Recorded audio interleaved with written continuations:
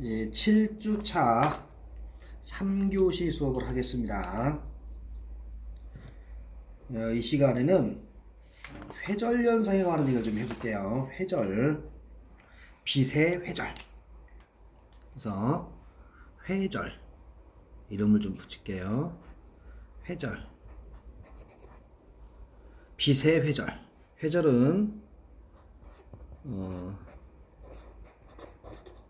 디프렉션이라고 하죠. 디프렉션. 빛의 회절. 앞에서 우리가 회절을 할 때 수면파 또는 파동의 회절, 일반적으로 수면파의 회절을 공부했었죠. 근데 이 시간에 이제 빛의 회절을 볼 거예요.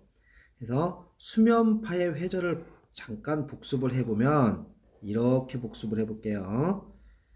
물결통이 있고 이렇게 틈이 있어요. 틈. 물이 있고 틈이 있는데 이쪽에서 수면파를 보내는 거예요. 여기서 수면파를 보내볼게요. 이렇게 수면파를 보내면 틈이 이만큼 있잖아요. 틈. 그래서 수면파가 이렇게만 간다면 아무 문제가 없겠죠. 그런데 수면파가 이렇게 가버렸어요. 자, 그럼 이거는 장애물, 점선을 그려볼게요. 뒤편에 이런데 파동이 뒤편에 파동이 도달해 버렸죠. 이렇게 장애물이 있는데 장애물 뒤까지 파동이 도달되는 현상, 이런 것을 우리가 회절 현상이다라고 이름을 붙였어요. 그래서 회절되는 정도는 어떻게 받느냐? 두 가지 그림으로 연습을 했을 거예요. 우리가 앞에서 했던 걸 다시 복습을 해보면 이렇게 그림을 그려볼게요. 너하고 너를 비교하자. 두 개를 비교해 볼게요. 이게 뭐냐면 슬릿과 슬릿 사이의 간격, 틈 사이 간격이라고 그러죠. 여기는 간격이 좁고 여기는 간격이 컸어요. 간격의 차이. 그래서 요 틈 사이 간격을 우리가 D라고 이름을 많이 붙였죠. 문자로 D라고. 그래서 파동을 발생시키는 거, 이렇게 똑같은 파동에 파장을 보내봤어. 그랬더니 얘는 뭐 이렇게 퍼지더라. 근데 얘는 뭐 이렇게 퍼지고 이렇게 퍼지고 더 많이 퍼지더라. 그래서 두 개를 비교하면 얘는 점선 이렇게, 얘는 이렇게 퍼졌다. 그래서 요게 회절이 잘 됐다. 회절. 그래서 뭐라고 표현할 거냐면 회절되는 정도는 틈 간격이 작은 것이 회절이 잘 됐다. 그래서 회절되는 정도를 표시할 때 이렇게 볼게요. 회절되는 정도는 틈 간격이 작을수록 회절이 잘 됐다. 이런 표현을 쓰면 되겠죠. 자, 다음에 하나를 더 그려볼게요. 위아래를 같이 비교했는데, 자, 이번에는 틈 간격을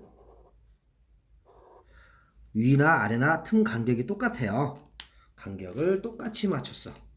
그러니까 요 간격과 요 간격이 똑같다는 조건이에요. 이렇게 똑같은데 이번에는 이제 파장을 이렇게, 여기서 요만큼이 한 파장이에요. 파장을 작게 했더니 글쎄 뭐 요 정도밖에 안 나가더라. 그래서 얘도 이제 굳이 그림을 각을 이렇게 표시한다면 이렇게. 그래서 회절되는 정도는 파장이 긴 것이 회절이 잘 되더라. 자, 이게 일반적인 수면파의 회절이에요. 수면파에 있어서 회절. 자, 왜 요 얘기를 하냐면 지금 수면파의 회절에서 이 두 가지 조건이죠. 결국에 수면파의 회절 잘 될 조건은 파장이 길수록 틈 간격이 작을수록 회절이 잘 되더라. 그냥 수면파 같은 일반적인 파동의 회절에 관한 얘기를 하고 있어요. 그래서 회절이 잘 된다는 것은 잘 퍼진다. 조금 퍼지는 게 아니라 많이 퍼져. 장애물 여기 얘는 여기밖에 안 왔죠. 얘는 여기로 더 멀리 더 먼 곳까지 장애물 뒤로 더 잘 퍼진다. 퍼진 걸 이렇게 각으로 하면 많이 벌어질수록 회절이 잘 된다라는 표현을 써도 무방하겠죠. 자, 이게 일반적인 우리가 말하는 파동의 회절입니다. 자, 빛도 마찬가지예요. 자, 이제 빛의 회절을 들어가는데, 자, 빛도 이제 그림을 옆으로 그릴게요. 이거는 빛을 이렇게 그릴게요. 자, 여기 틈 하나짜리가 있어요. 틈 하나. 단일 슬릿. 이게 틈이 되겠죠. 틈 하나. 그 다음에 여기에 스크린이 있는 거야. 스크린. 이렇게. 단일 슬릿이 있고 스크린이 있어요. 자, 그럼 빛이 갑니다. 여기서 빛이 가요. 여기서 빛이 있다고 쳐. 이렇게 빛이 갑니다. 그러면 빛이 만약에 가서 쭉쭉 가서 여기만 밝아. 쪼잔하게. 이렇게 점선을 그려볼게. 이렇게 두 개 선을 해서 여기만 밝아. 그러면 장애물 뚫고 들어가고 뒤편에는 빛이 안 왔죠. 그럼 하등에 문제가 없죠. 그냥 빛은 쭉 와서 툭 도달했다. 그러면 끝이에요. 그런데 실제로 어떤 일이 벌어지느냐. 실제로 빛이 이렇게 밝고 어둡고 이런 게 나타나요. 이렇게 빛이 이렇게 와버린다는 거죠. 빛이 여기로 도달하고 물론 안 하는 데도 있고 도달 안 하는 것도 있고 여기로 도달하고 도달 안 하고 도달해버린다는 거죠. 이렇게 빛이 이렇게 와버렸다는 거예요. 결론 실험 결과죠. 자, 실험상 이렇게 와버렸단 말이죠. 그럼 얘를 어떻게 설명할 것이냐. 그러면 만약에 이 빛이 파동이라면 여기를 통과한 빛들이 빛이 막 왔겠죠. 빛이 파동이라면 막 이렇게 왔겠죠. 와서 여기를 통과한 빛이 뭐처럼 수면파처럼 이렇게 회절이 일어났다면 설명이 가능하다는 거죠. 회절로 설명이 가능하죠. 이렇게 퍼져버리지 않았느냐 이런 생각이죠. 자, 여기까지 이해가 되겠나 이제? 그래서 실제로 이제 실험을 진행하는 거예요. 자, 두 가지를 바꿔봐. 뭘 바꿀 거냐면 여기 빛의 파장 그 다음에 여기 틈 사이 간격 쪼잔한 간격 D라고 할까요? 두 개를 바꿔서 실험을 해보는 거예요. 한번 해보자. 그래서 파장이 긴, 자, 한 가지씩만 변화시킵니다. 틈은 가만 놔둬. 틈은 놔둬야 돼. 틈은 가만 놔두고 파장이 긴 빨간색으로 실험을 했더니 이렇게 나왔어요. 빨간색은 밝고 이렇게 스크린에 이런 식으로 나왔다라고 가정을 해봐요. 무늬가 이렇게 나왔어요. 빨간색. 파장이 긴 빨간색. 근데 파장이 짧은 파란색으로 실험을 해봤더니 얘는 또 이렇게 나왔어요. 이렇게 나왔다고 가정을 해봐. 이렇게 그림을 조금 뻥을 쳐서 그립니다. 이렇게.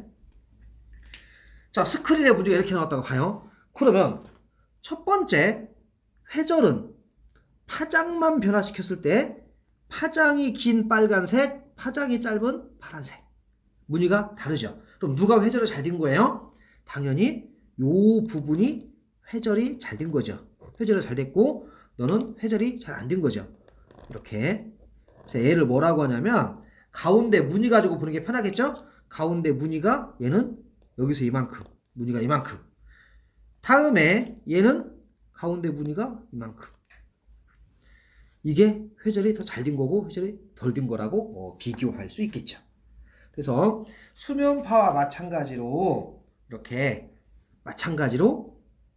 파장에 따라서 회절되는 정도가 달랐어요. 빛의 회절도 마찬가지죠. 빛의 회절에 관한 얘기죠. 자, 첫 번째 빛 회절은 회절되는 정도가 파장에 비례했다. 이렇게 말하면 되겠죠. 자, 이번에는 빨간색 빛만 빨간색 빛은 놔두고 이 틈 간격만 바꿨어. 틈 간격을 틈을 크게 했더니 틈을 크게 했더니 빨간색이 어떻게 나와버렸냐면 이렇게 나왔어요. 무늬 간격이 이렇게 이렇게 이렇게 이렇게 이렇게 이렇게 봐요. 틈 간격을 크게 했더니 D가 커졌더니 가운데가 이거밖에 안 나왔죠.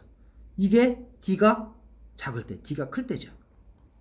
이렇게 나와버리는 거예요. 그래서 이 수면파의 회절도 또 빛의 회절도 똑같이 이렇게 아까 적었던 요 규칙을 따르는 거예요. 파장이 긴 빛이 회절이 잘 돼. 틈 간격이 좁은 게 회절이 잘 돼. 자, 회절이 잘 되고 싶어. 회절이 잘 되려면 파장이 길든지 틈 간격이 작으면 되겠죠. 근데 수면파도 마찬가지, 빛도 마찬가지 이런 현상이 똑같이 벌어지더라. 자, 틈 간격은 어쨌든 여기서 이만큼이니까 인위적으로 간격을 변화시킬 수가 있겠죠. 파장은 색깔을 바꿔주면 되겠죠. 빨간색, 보라색. 빨간색 쪽에 파장이 길다. 정리가 되겠습니까? 그래서 다시 한번 적습니다. 수면파와 마찬가지로 빛의 회절 현상도 어떻게 하면 회절이 잘 될까를 봤더니 파장이 긴 빛 어떤 색? 빨간색. 틈 간격이 작은 이런 상황이 되겠죠? 그래서 요 규칙을 똑같이 적용을 받더라. 자, 일단 대략적으로 수면파의 회절, 다음에 빛의 회절 두 개를 비교했는데 잘 이해가 되셨나요? 똑같이 분석이 됐다. 수면파의 파장 길수록 회절 잘 되듯이 빛의 파장 긴 빨간색이 회절이 잘 돼서 가운데 무늬가 크게 나오더라. 뭐 이렇게 표현하면 돼요. 자, 근데 이렇게 표시 안 하고요. 이제 뭐 어떻게 많이 표시하냐면 그래프로 많이 그려요. 밝고 어둡고 밝고 어둡고 밝고 어둡고 밝고 어둡고 밝고 어둡고 이렇게 그래프로도 많이 그립니다. 자, 이 그림을 잘 볼 수 있겠죠? 밝고 어둡고 밝고 어둡고. 그래서 요 가운데 밝은 무늬 폭이 크면 회절이 잘 된 거예요. 그러기 위해서는 틈 간격을 좁혀라. 파장 긴 빨간색 빛을 사용해라. 되겠죠? 이렇게 해서 기본적인 회절을 수면파와 같이 비교를 했습니다. 자, 빛의 회절은요. 이름이 좀 복잡한데 두 가지 이름이 있어요. 회절 방식이. 그래서 첫 번째 회절 방식이 누구냐면 프라운호퍼 회절이라고 해요. 프라운호퍼. 사람 이름입니다. 그래서 프라운호퍼 회절이 있고 또 하나는 사람 이름이죠. 이것도 프레넬 회절이 있어요. 두 가지 종류가 회절이 있습니다. 그래서 프라운호퍼 회절은 자, 여기 슬릿이 하나 있고 여기 스크린 이렇게 볼게요. 자, 프레넬 회절도 그림을 그리기 위해서 여기 슬릿이 있고 여기 스크린 이렇게 틈은 슬릿이고 직선은 스크린으로 볼게요. 자, 프라운호퍼 회전은 빛이 이렇게 와요. 이렇게. 즉 평면파의 빛이 온다는 거죠. 이렇게 빛이 오는 거예요. 이렇게 와서 이 거리가 꽤나 멀어요. 거리가 겁나 멀어. 요게 멀어. 그래서 여기 처음에 이렇게 되겠죠. 이렇게 되는데 굉장히 멀면 나중에 가면 거의 이렇게 나오겠죠.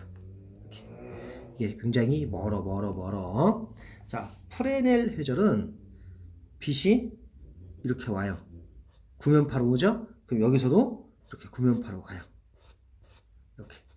이게 프레넬 회절이에요. 프라운호퍼 회절은 이게 들어오는 거죠. 입사가 평면파예요. 평면파가 들어오고 도달하는 것도 평면파예요. 평면파.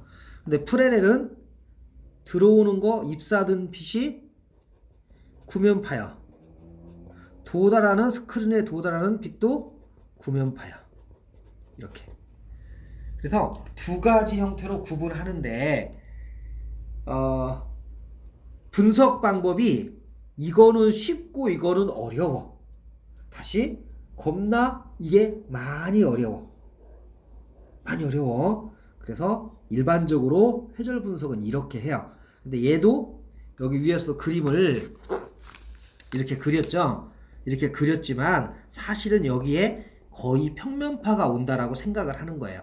빛의 입장에서는 요 거리가 무한히 멀다. 뭐 한 1m만 돼도 빛의 입장에서는 겁나 먼 거리가 되겠죠. 그래서 그냥 이름 정도만 구분을 할 수 있으면 돼요. 회절의 종류는 두 가지가 있다. 프라운호퍼 회절과 프레넬 회절이 있는데 우리는 그냥 프라운호퍼 회절을 주로 다룬다. 간단한 거니까 이론적으로 간단한 회절이니까 그래도 복잡한데요. 그죠? 그래서 일반적으로 우리가 빛의 회절 그러면 요 프라운호퍼 회절을 주로 말을 해줍니다. 쉬우니까. 너무 어려운 거는 뭐 힘들지 않겠느냐 뭐 그런 뜻으로 보시면 돼요. 그래서 그림은 이렇게 막 이상하게 그려도 결론은 전부 다 이런 관점으로 이해를 해주시면 되겠다. 자, 되겠죠? 이름 정도만 한번 봤습니다. 그 다음에 회절 그림, 아까 그렸던 그림, 회절들을 이렇게 그림을 그릴 거예요.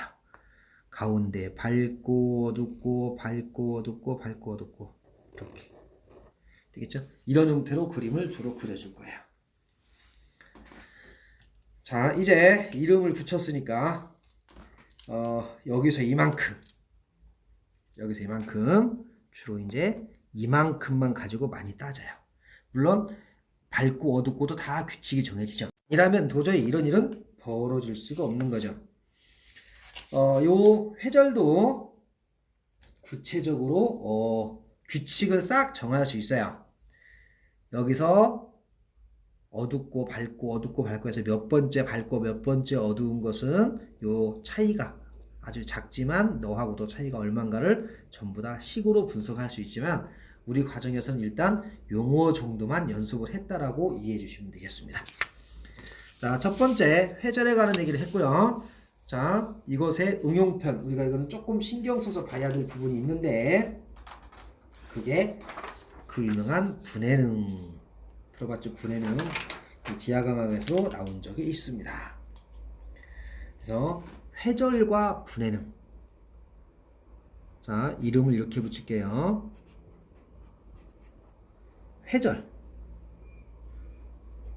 회절 때문에 무슨 문제가 생기냐 분해능이란 말이 나옵니다. 분해능 이런 표현을 쓰는데 따로따로 하지 않고 분해능을 설명할 때 회절현상을 가지고 설명하겠다는 뜻이 되겠죠. 그래서 분해능이 꽤나 우리를 귀찮게 합니다. 그래서 리졸루션이라고 이렇게 분해능이라고 적기도 합니다. 광학기구들이 있어요. 예를 들어서 현미경이 있다고 치자. 현미경이 있는데 자, 현미경을 사용해서 물체를 확대하고 계속 확대합니다. 그러면 끝까지 확대하면 당연히 이론적으로 또는 생각으로는 계속 확대가 가능하겠죠. 그런데 확대는 되는데 문제는 구분을 못한다. 그런 뜻이에요. 확대는 돼 분명히. 근데 구분이 안 돼요. 이게 무슨 뜻인가 봐요. 예를 들어서 현미경이 있다고 쳐봐요. 그러면 이렇게 물체가 있고 이렇게 이런 데 있다고 쳐봐. 이게 물체 크기고 사이사이가 있는 거고 그러면 여기서 빛을 쏘는 거예요. 밑에서 빛이 나가서 광학기계를 사용해서 확대를 해요. 확대하면 작은 것들을 점점 크게 할 수 있겠죠. 자, 그러면 내가 그림을 그릴게요. 요 틈 사이로 들어온 빛, 틈 사이로 들어온 빛들이 어떻게 되겠냐. 그림을 그리면 이렇게 회전이 일어나고 여기서도 또 회전이 일어나죠. 두 개. 그러면 이런 경우는 두 개가 따로따로 보이겠죠. 따로따로. 그런데 만약에 이렇게 생긴 회전을 하고 이렇게 되면 요 두 개가 애매하죠. 만약에 이렇게 하고 거의 이렇게 되면 상당히 난감하죠. 곤란합니다. 그래서 분해가 되냐 안 되냐를 따지자는 거예요. 분해가 되냐 안 되냐. 꽤나 귀찮긴 하지만 그거에 관한 얘기. 아유 죄송합니다. 흔들렸어. 자, 다시 멈추고. 바로 그런 문제가 생기는 거죠. 그래서 어떻게 규칙을 정하냐면 가운데 가장 밝은 거하고 자 이런 경우는 완전히 분해가 됐죠. 완전히 분해. 자 그러면 이것은 분해가 안 됐죠. 얘네들은 분해가 안 된 거예요. 두 개가 겹쳐 보이는 거죠. 그럼 어떻게 하겠냐. 어떻게 규칙을 정하겠냐 하는 거죠. 그래서 그 규칙을 정해보자. 그래서 회절상에 의한 분해는 규칙입니다. 그래서 가운데 밝고 이렇게 그 다음에 또 하나가 이렇게 겹쳤어요. 두 개를 합쳐봅니다. 이제 두 개를 합쳤을 때 이렇게 와서 이게 좀 들어가죠. 이렇게. 그러면 두 개가 분리가 되겠죠. 두 개가 분리가 될 수 있다는 거죠. 자, 요 진폭을 2배 더했을 때 여기까지 와야 돼. 2개 더해서 이런 경우는 어떻게 돼? 더해서 이렇게 왔다가 이렇게 가버리죠. 그러니까 하나로 보여. 여기도 이렇게 왔다가 이렇게 돼버리죠. 하나로 보여버리죠? 안 돼. 그래서 두 개를 더했을 때 가운데 좀 파인 부분이 있어야 돼. 그래서 요것을 뭐라고 하느냐. 이것을 네일리. 사람 이름인가요? 네일리라고 이름 붙이죠. 이런 상태를. 그래서 이제 요 그림을 봐가지고 우리가 네일리 기준을 만들어줍니다.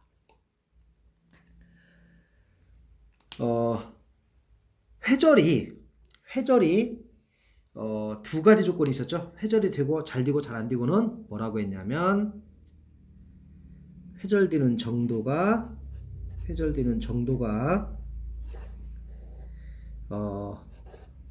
틈 사이 간격 파장이 길수록 회절이 잘 돼. 이렇게 구멍이 작을수록 회절이 잘 돼. 근데 자 분해능의 입장에서는요. 분해가 잘 되고 안 되고에 관한 문제죠. 자 분해가 잘 되려면 분해가 잘 되려면 회전을 잘 되면 쫙쫙 잘 퍼져버리니까 싹 겹쳐버린다는 거죠. 회전이 안 돼야 돼요. 되겠습니까? 회전이 잘 안 돼야 돼. 그러려면 잘 안 되려면 가급적이면 틈은 커야 돼. 그 다음에 파장은 짧아야 돼요. 이 현미경 같은 것은 이 회전이 잘 되면 상이 겹쳐버려. 겹치면 다 흐리게 나와버리죠. 그럼 방법이 없어. 흐리게 나와버리니까. 그래서 회절이 가급적이면 안 돼야 돼. 회절이 안 돼야 돼. 그러면 파장이 짧은 빛. 파란색 색을 써야겠죠? 가급적이면 틈이 커야 돼요. 구멍이 크면 되겠죠? 그래서 요 조건입니다. 분해능이 뛰어나다. 분해가 잘 된다는 것은 회절이 잘 안 돼야 돼. 또 회절이 잘 안 되기 위해서는 파장이 짧던지 구멍이 커져야 돼. 그럼 얼마나 좋아. 회절이 안 돼야 돼. 회절이 잘 돼서 좋은 것도 있지만 회절이 안 돼야 좋아. 분해능 입장에서는 회절이 잘 안 돼야 돼. 되겠습니까? 자, 두 개의 물체가 와. 두 개의 물체가 왔을 때 이제 비교를 한번 해볼게요. 여기 두 물체가 이렇게 있어요. 기물체가. 그 다음에 여기 틈이 있어요. 틈. 아주 작은 틈이라고 이렇게 적어 볼게요. 틈이 있어. 그러면 여기서 온빛 이렇게 빛이 가요. 또 이쪽에서 온빛도 있겠죠. 너가 온빛 이렇게 빛이 간다고 쳐요. 그러면 가운데 중심선도 하나 그릴까요? 가운데 선을 하나 딱 그리고 이렇게. 이게 틈이에요. 틈. 자, 스크린이 이렇게 있다고 쳐봐요. 좀 얇은 걸로 그려봤네. 자, 그러면 빨간색으로 한번 회절 그림을 그려볼게요. 얘가 빨간색 빛이 이렇게 와서 여기서 회절이 이렇게 일어났어요. 회절이 이렇게. 그러면 이렇게 회절 이렇게 되겠죠? 이런 식으로. 자, 파란색도 여기서 회절이 이렇게 일어났어요. 이렇게 회절 이렇게. 자, 이런 경우라면 요 두 개 사이가 충분히 넓으니까 두 개가 분해가 되겠죠. 두 개가 분해가 됩니다. 그래서 요 각을 세타라고 잡을게요. 각 세타. 되죠? 그래서 이럴 때 요 세타하고 이제 요각도 있겠죠? 요각을 뭐 알파라고 적어도 되고요. 어떤 값으로 적어줄게요. 여기는 세타. 요 두 개를 알파. 얘가 여기 이제 가장 밝은 곳이죠. 아유, 조금 삐졌네. 여기 밝은 곳 이렇게 그림이 이게 좀 이쪽으로 와서 밝은 곳, 가장 밝은 곳 사이에 각이죠. 이렇게 됐을 때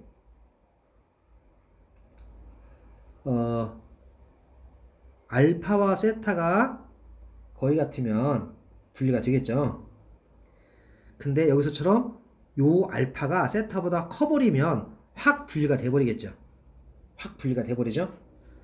그러니까 요 각과 요 반쪽을 비교했는데 요 알파가 세타에 비해서 이렇게 상당히 크니까 두 개가 완전히 분리가 돼. 근데 요 세타가 알파하고 거의 똑같으면 겨우 분리가 된다는 거죠. 되겠습니까? 그래서 이런 그림으로도 이제 많이 표현을 합니다.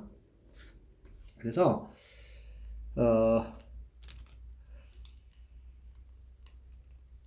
수학적으로 꽤나 귀찮지만 단순하게 내가 적을게요. 이 세타는 굉장히 작으니까 항상 각이 세타가 겁나 작아. 세타가 많이 작아. 그럴 때 사인 세타는 세타라고 봐도 무방해요. 큰 문제가 없어. 그래서 네일리 기준을 보려고 이제. 그래서 최소 분리각, 네일리 기준에서 이제 어떤 표현을 쓰냐면 최소 분리각